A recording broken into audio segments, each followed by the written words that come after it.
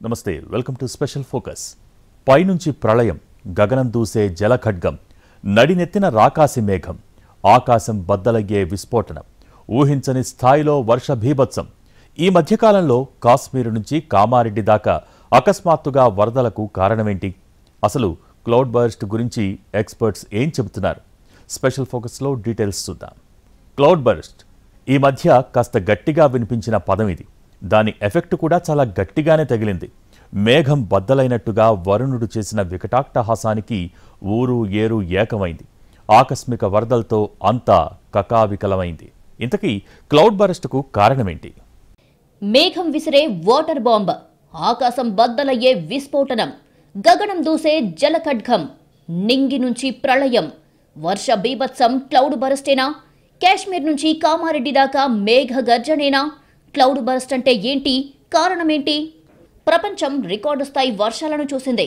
ఆకాశానికి చిల్లు పడినట్టుగా జల విలయాన్ని అనుభవించింది. ఊరు ఏరు ఏకమైనట్టుగా తుఫానులను వీక్షించింది. రికార్డు స్థాయి వానలతో బెంబేలెత్తింది. ప్రాణ ఆస్తి నష్టం సంభవించినా అన్ని జల ప్రళయాలను తట్టుకొని నిలబడింది. కానీ కొన్ని శతాబ్దాల కాలంగా అప్పుడప్పుడు మాత్రమే వినిపించే క్లౌడ్ బరస్ట్ అనే జలఖడ్గం ఈ మధ్యకాలంలో తరచూ విరుచుకు పడుతుండటంతో ప్రాణభయంతో అల్లాడిపోతోంది భారతదేశం. కాశ్మీర్ నుంచి కామారెడ్డి దాకా మేఘ విస్ఫోటనం ఊర్లను ముంచెత్తుతుండడం ఆందోళన కలిగిస్తోంది. మెదక్, కామారెడ్డి, నిర్మల్ జిల్లాలో ఓ రేంజ్లో వర్షాలు కురిశాయి. ఇంకా కురుస్తూనే ఉన్నాయి. ఈ 3 జిల్లాల్లో ఆకాశానికి చిల్లు పడినట్టుగా తయారయ్యాయి పరిస్థితులు. గంటో 2 గంటలో అంటే ఏదో అనుకోవచ్చు. ఏకంగా 10-12 గంటల పాటు నాన్ స్టాప్ గా వర్షం కురిసింది. ఎన్నడూ లేనంతగా 40 సెంటీమీటర్ల వరకు వర్షపాతం రికార్డయ్యింది. దాంతో ఊళ్లన్నీ ఆగమయ్యాయి. చెరువులకు, ఊళ్లకు తేడా కనిపించని పరిస్థితులు నెలకొన్నాయి. అయితే ఇదంతా క్లౌడ్ బరస్ట్ వల్లే జరిగి ఉండవచ్చనే భావన వినిపిస్తోంది. మెదక్, కామారెడ్డి, నిర్మల్ జిల్లాల్లో 30 సెంటీమీటర్లకు మించి వర్షపాతం రికార్డయ్యింది. ఈ లెక్కలను చూస్తే క్లౌడ్ బరస్ట్ అనుకుంటారు. అక్కడ అంతలా వానలు కురవడానికి కారణం అల్పపీడన ప్రభావం, ఉపరితల ఆవర్తనం, రుతుపవన ద్రోణి ఇవన్నీ కలిసి కుంభవృష్టి కురిపించాయి. క్లౌడ్ బరస్ట్ జరిగిందా అంటే కొంత అవునని, కొంత కాదని అంటున్నారు వాతావరణ శాస్త్రవేత్తలు.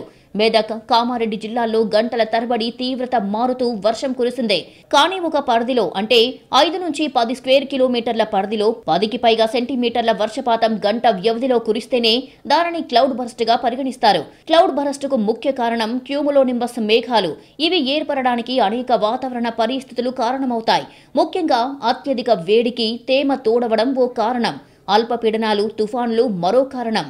తెలంగాణలో ఎక్కడ వర్షం కురిసినా దాదాపు 5 సెంటీమీటర్లకు తక్కువగా ఎక్కడా ఉండదు. అల్పపీడనాలు ఏర్పడినప్పుడు అత్యధికంగా 7 నుంచి 8 సెంటీమీటర్ల వర్షం కురుస్తుంది. కొన్ని సందర్భాల్లో 15 సెంటీమీటర్ల వరకు రికార్డ్ అవుతుంది.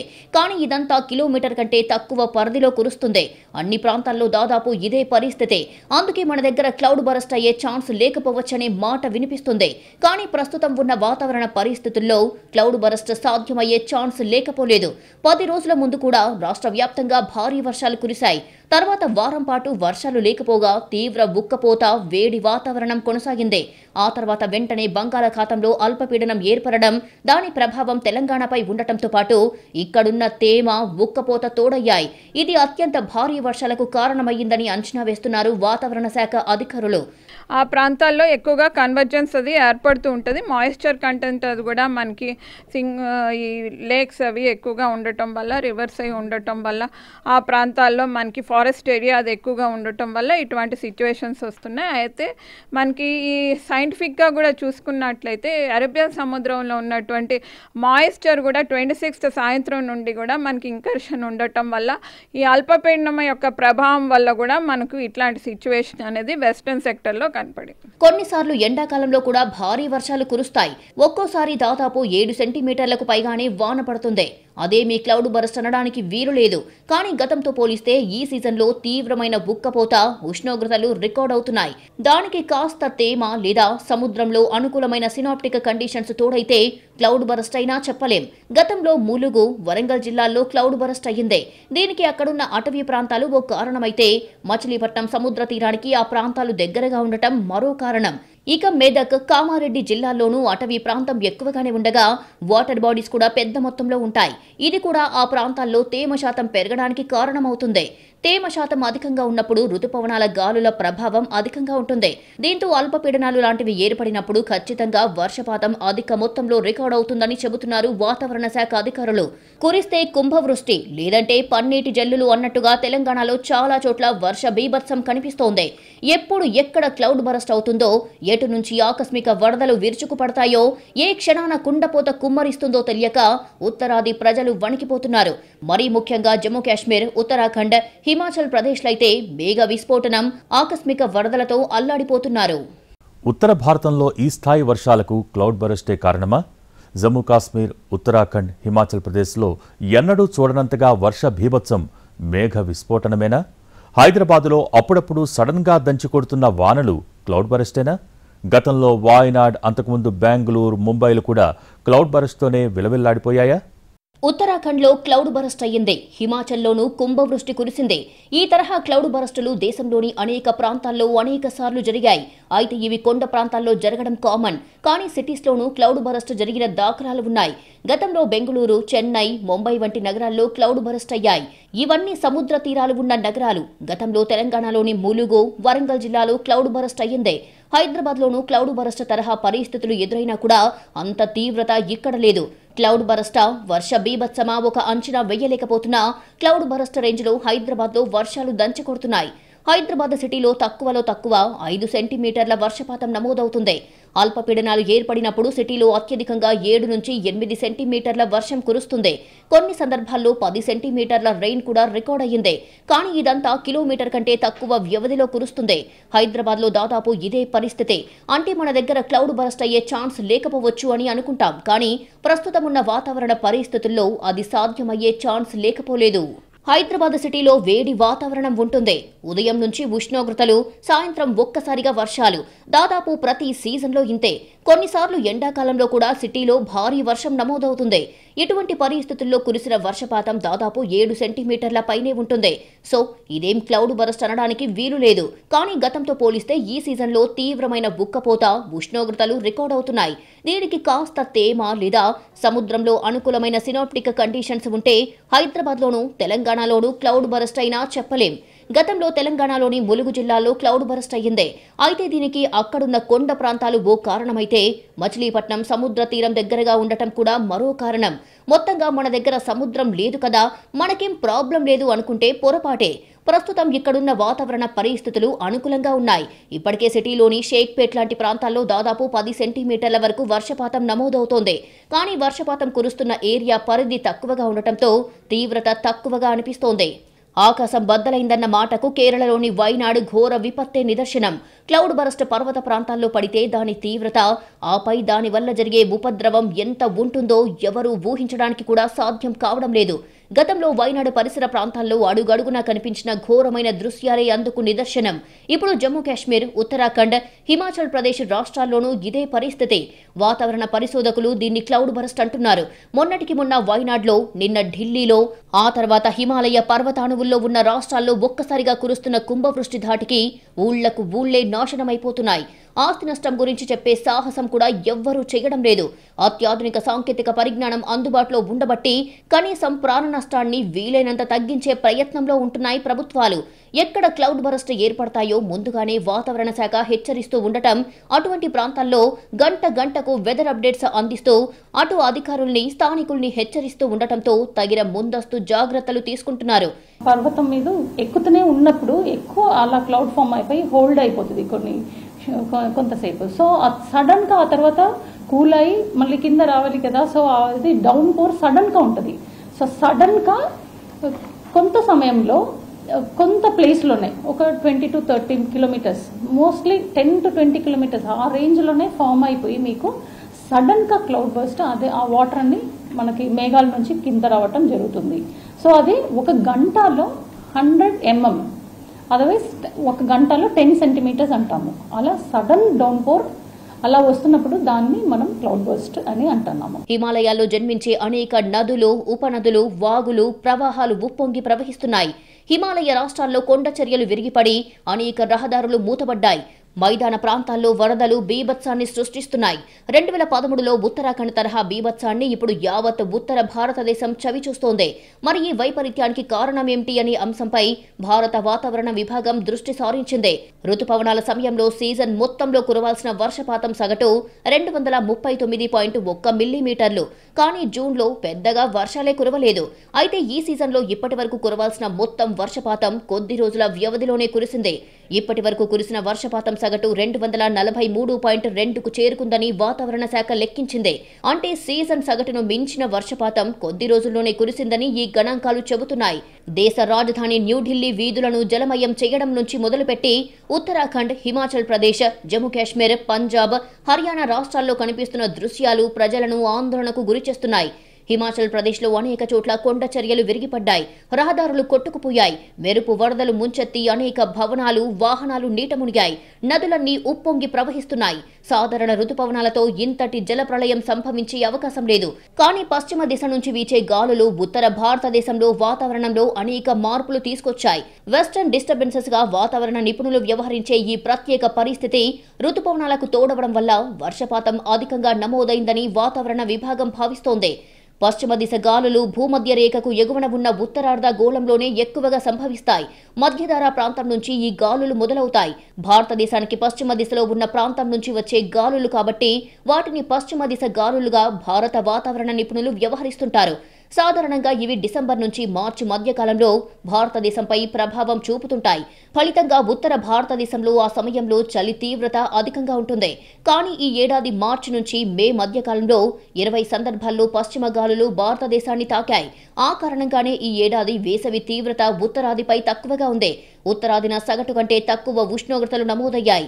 మే నెలతో సరిపెట్టకుండా రుతుపవనాలు ప్రవేశించిన తర్వాత కూడా పశ్చిమ దిశ గాలులు భారత్ వైపు వచ్చాయని వాతావరణ శాఖ చెబుతోంది. అరుదుగా మాత్రమే ఈ సీజన్లో పశ్చిమ దిశ గాలులు సంభవిస్తాయని, ఈ ఏడాది రుతుపవనాలు చురుగ్గా ఉత్తరాది రాష్ట్రాల్లో విస్తరించే సమయంలో పశ్చిమ దిశ గాలులు వాటికి తోడయ్యేసరికి వర్షపాతం అనూహ్యంగా పెరిగిపోయిందని విశ్లేషిస్తున్నారు. అందుకే దేశ రాజధాని ఢిల్లీలో 4 దశాబ్దాల రికార్డులను తిరగరాస్తూ భారీ వర్షాలు కురిశాయని లెక్కలు చూపెడుతున్నారు.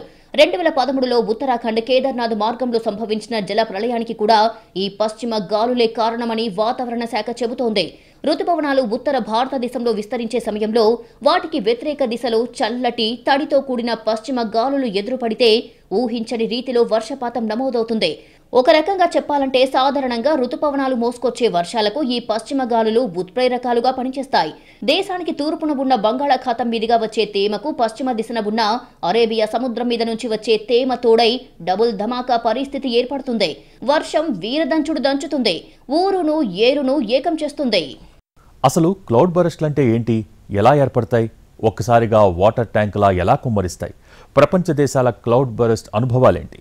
ఒక చిన్న ప్రాంతంలో అంటే 1 నుంచి 10 కిలోమీటర్ల లోపు ప్రాంతంలో ఒక గంటలో 10 సెంటీమీటర్లు లేదా అంతకంటే ఎక్కువ వర్షం కురిస్తే దాన్ని మేఘాల విస్ఫోటనం లేదా క్లౌడ్ బరస్ట్ అంటారు. ఒక్కోసారి ఒకే ప్రాంతంలో 1 కన్నా ఎక్కువ సార్లు క్లౌడ్ బరస్ట్ సంభవించవచ్చు. అలాంటి పరిస్థితుల్లో తీవ్ర నష్టం వాటిల్లుతుంది. 2013లో ఉత్తరాఖండ్లో జరిగినట్లుగా భారీ ప్రాణ నష్టం, ఆస్తి నష్టం జరిగే ప్రమాదం ఉంటుంది. అయితే కుంభవృష్టి కురిసిన ప్రతిసారి క్లౌడ్ బరస్ట్ అని చెప్పలేం.